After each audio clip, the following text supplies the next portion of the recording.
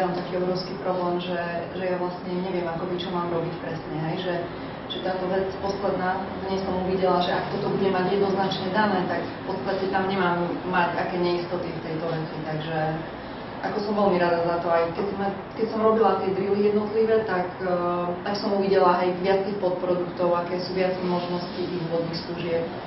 Takže mi to veľmi pomohlo si to ďalej utriediť akoby všetko. Takže super.